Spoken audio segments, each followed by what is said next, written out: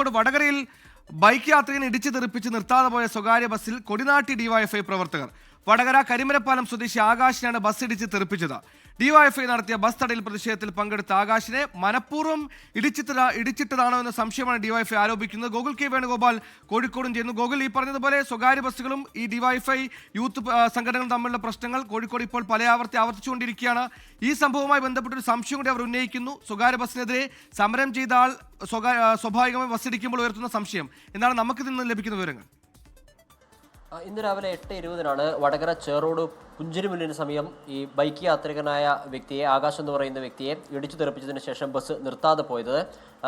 വീട്ടിൽ നിന്ന് ജോലിക്ക് പോവുകയായിരുന്നു ആകാശ്. തലശ്ശേരിയിൽ നിന്ന് വടകരയിലേക്ക് വരുന്ന സന്നിധാൻ എന്ന് പറയുന്ന ബസ്സാണ് ഈ ബൈക്ക് യാത്രികനെ ഇടിച്ചതിന് ശേഷം നിർത്താതെ പോയത്. ബൈക്ക് ഇടിച്ചപ്പോൾ ഇയാൾ തൊട്ടടുത്തുള്ള ലോറിയുടെ അടിയിലേക്ക് പോവുകയായിരുന്നു. പിന്നീട് ലോറിയിൽ ഉൾപ്പെട്ട ആളുകളും പുറകെ വന്ന കാർ യാത്രികരും ഒക്കെ കൂടിയിട്ടാണ് ഇയാളെ ആശുപത്രിയിൽ, വടകരയിലുള്ള സ്വകാര്യ ആശുപത്രിയിലേക്ക് കൊണ്ടുപോയത്. ഇയാളുടെ ഷോൾഡറിന് ഉൾപ്പെടെ പരിക്കേറ്റിട്ടുണ്ട്. ഇതിൽ പ്രതിഷേധിച്ചിട്ടായിരുന്നു, ബസ് നിർത്താതെ പോയതിൽ പ്രതിഷേധിച്ചിട്ടായിരുന്നു വടകര ബസ് സ്റ്റാൻഡിൽ എത്തിയതിനു ശേഷം ഡിവൈഎഫ്ഐ പ്രവർത്തകർ ഈ ബസ്സിൽ കൊടി നാട്ടിയിട്ടുള്ളത്. ആ ബസ് ഇതുവരെ അവിടെ നിന്ന് സർവീസ് നടത്താൻ ഡിവൈഎഫ്ഐ പ്രവർത്തകർ അനുവദിച്ചിട്ടില്ല. ഒരുപാട് ദൂരം ബസ് ഇടിച്ചതിന് ശേഷം ഒരുപാട് ദൂരം നോക്കാതെ അന്വേഷിക്കാതെ പോയി എന്നുള്ളതാണ് ഇവർ മുന്നോട്ടേക്ക് വെക്കുന്ന പ്രധാനപ്പെട്ട ആരോപണം. നേരത്തെ കഴിഞ്ഞ ദിവസം ഈ ഒരു ബസ് കണ്ടക്ടറെ മർദ്ദിച്ചതുമായി ബന്ധപ്പെട്ട് സ്വകാര്യ ബസ് ജീവനക്കാർ കോഴിക്കോട് കുറ്റ്യാട് റൂട്ടിലൊക്കെ ബസ് നിർത്തിവെച്ച് സമരം നടത്തുന്ന ഒരു സാഹചര്യം ഉണ്ടായിരുന്നു.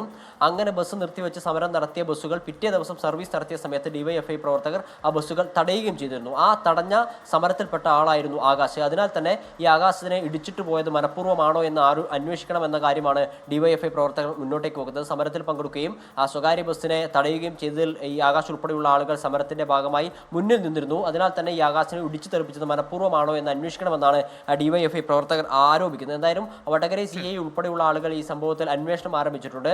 ഈ ബസ്സിന്റെ പെർമിറ്റ് ഉൾപ്പെടെയുള്ള കാര്യങ്ങൾ, ഫിറ്റ്നസ് ഉൾപ്പെടെയുള്ള കാര്യങ്ങൾ അന്വേഷിച്ചതിന് ശേഷം നടപടി ഉണ്ടാകുമെന്നാണ് അറിയിച്ചിട്ടുള്ളത്. സുഹൈൽ, ഒരു മുൻവൈരാഗ്യത്തിന്റെ ബാക്ക്ഗ്രൗണ്ട് കൂടി ഡിവൈഎഫ്ഐ ഇതിൽ ആരോപിക്കുന്നുണ്ട്. ഈ കഴിഞ്ഞ ദിവസം സ്വകാര്യ ബസ് സമര ദിവസം ആരോ പറഞ്ഞതുപോലെ സ്വകാര്യ ബസ് നിരത്തിലില്ലാത്തപ്പോൾ സമാധാനമുണ്ടായിരുന്നു എന്ന് ആളുകൾ പറയുന്നുണ്ടെങ്കിൽ അത് സ്വകാര്യ ബസിന്റെ അപജയമാണ്. സ്വയം അവർ തന്നെ ആലോചിച്ച് തിരുത്തേണ്ട കാര്യങ്ങളുമാണ്. ഈ മരണപ്പാച്ചിൽ വേണമോ വേണ്ടയോ എന്ന കാര്യം. ഗോകുലാണ് വാർത്തയിൽ വിശദാംശങ്ങൾ നൽകിയത്.